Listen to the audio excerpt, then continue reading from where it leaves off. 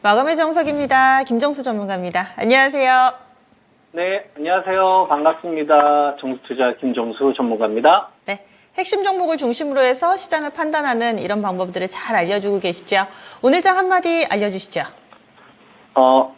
오늘장 한마디는 올해 LG에너지솔루션, 삼성전자의 추세 유동성이 붙으면 배터리 반도체는 계속 공략하자입니다.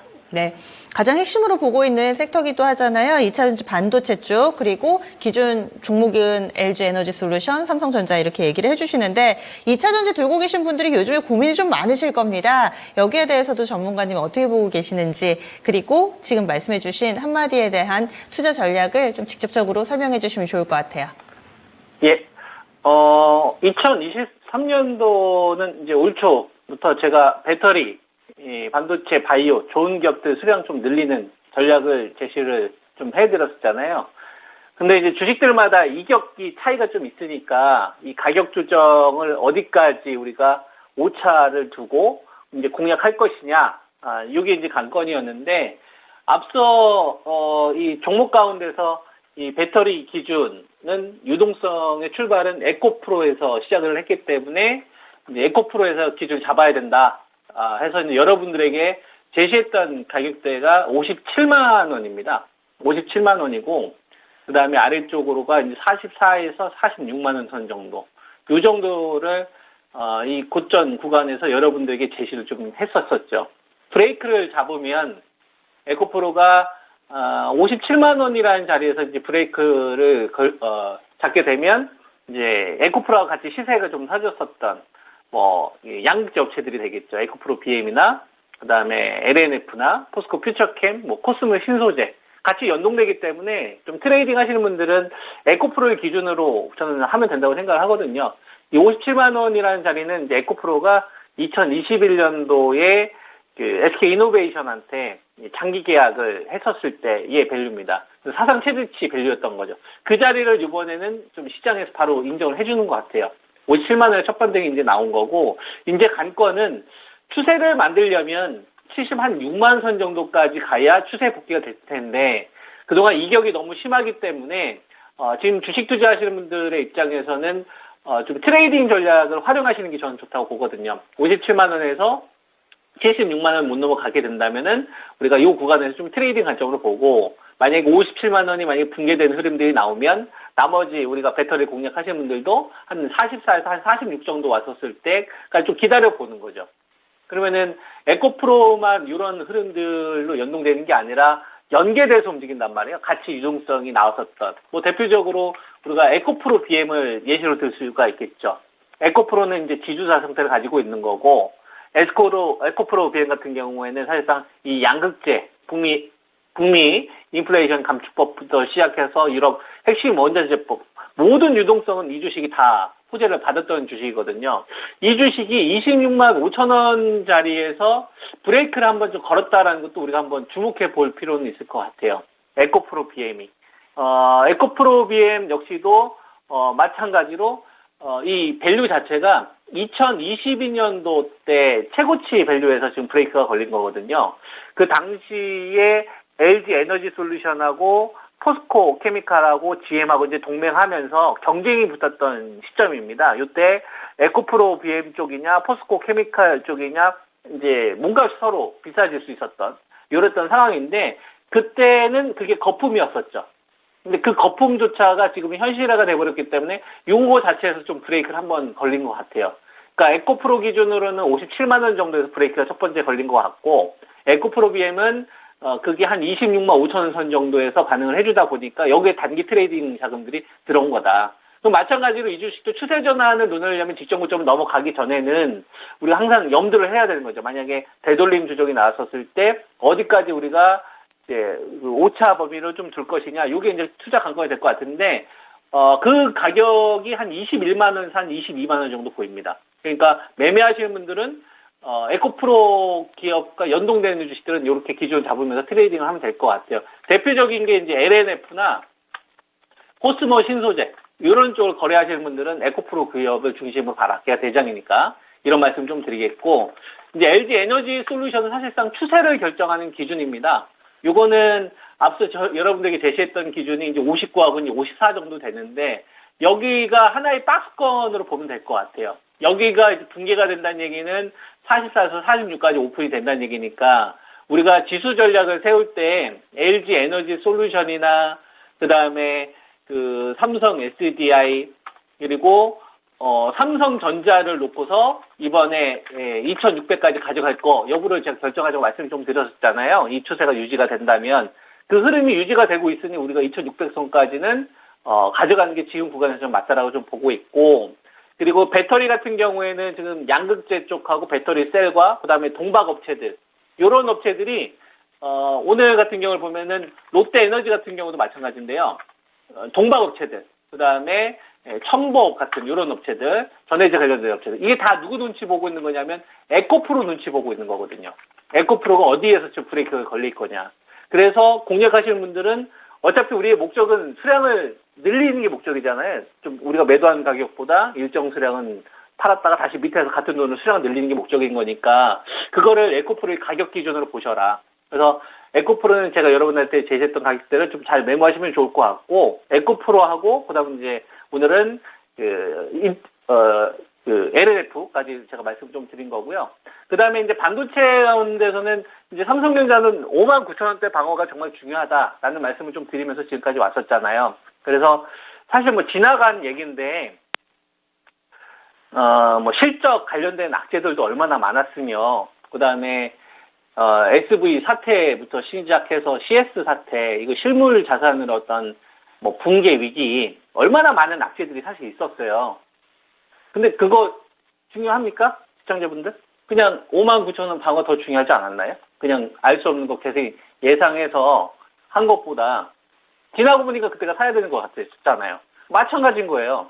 그러니까 우리가 이슈를 맞춰가지고 대응을 하다 보면 오차가 많이 발생을 할 수가 있기 때문에 우리 능력 범위에서 할 수 있는 것만 집중하다 보면 진짜 남들이 사고 싶은 주식들 다 악재 때 사가지고 계속 가져갈 수 있다니까요, 여러분.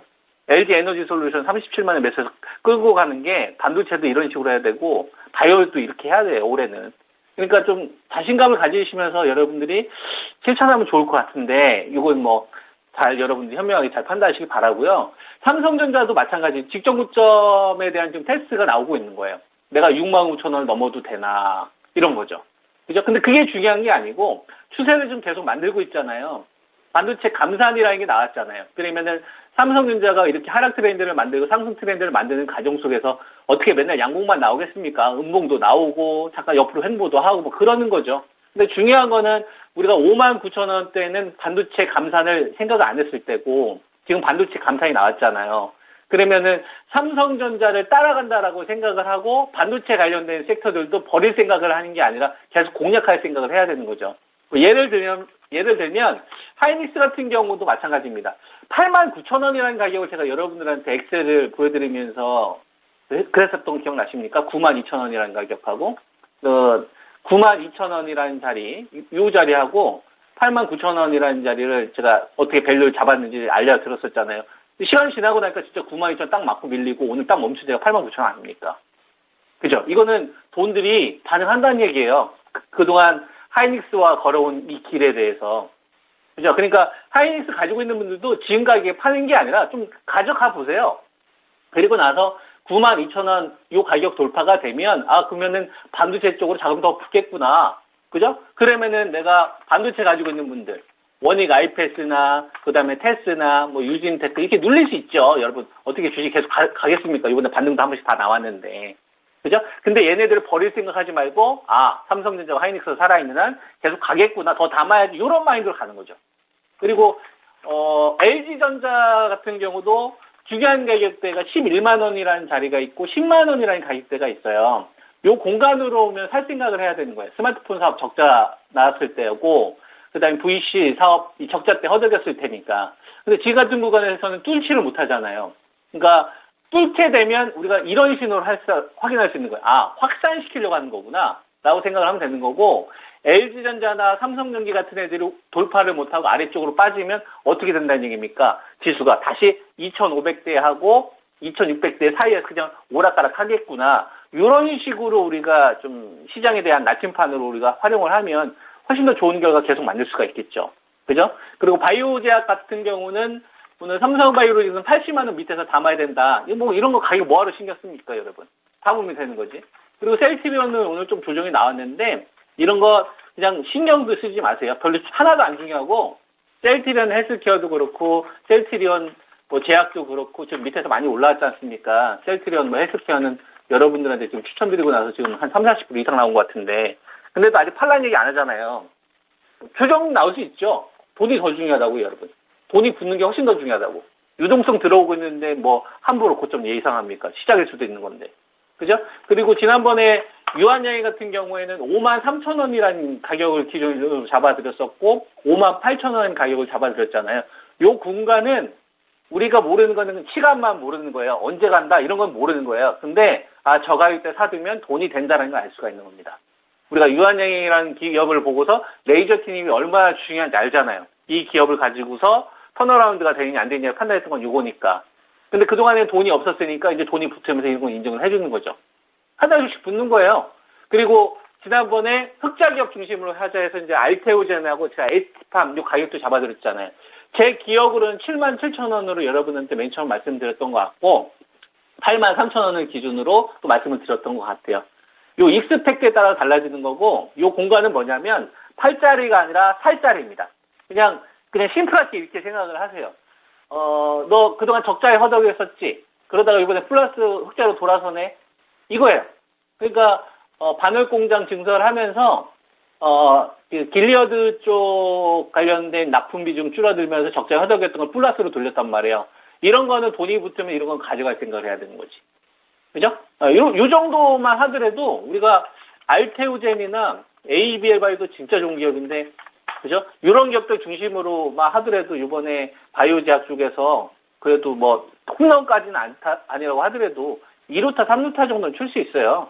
그럼 이렇게 돌아가면서 한 번씩 먹는 거예요. 배터리를 한 번 또 먹고 그다음에 반도체로도 한 번 또 먹고 자동차로도 한 번 또 먹고 그렇게 하는 거고 그다음에 언택트 같은 경우는 카카오를 기준으로 말씀을 좀 드리면 이제 오늘 PPI 지표가 어제 해외에서 나왔지 않습니까? 요거는 금리 상승을 막을 수 있는 내용들입니다. 그러면 언택트 관련된 주식들도 턴업 된다고 봐야죠.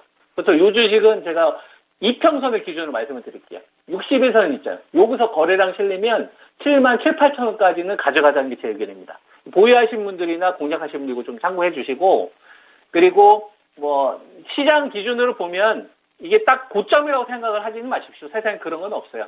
대신 2,600까지 가져가는 데 있어서 핵심 주식들이 살아있으면 이번 구간을 우리가 딱 저점을 맞춰서 공략하기보다는 여기서 핵심 주식들이 있을 거 아닙니까? 배터리는 당연히 해야 되는 거고 반도체가 그걸 받쳐주고 있고 자금이 붙고 있는 바이오 이쪽에서 순환을 돌리는 거예요. 그리고 이제 납폭주 가지고 있는 분들은 유동성이 계속 들어오고 있으니까 조금 더 목표치를 세울 수 있는 거죠.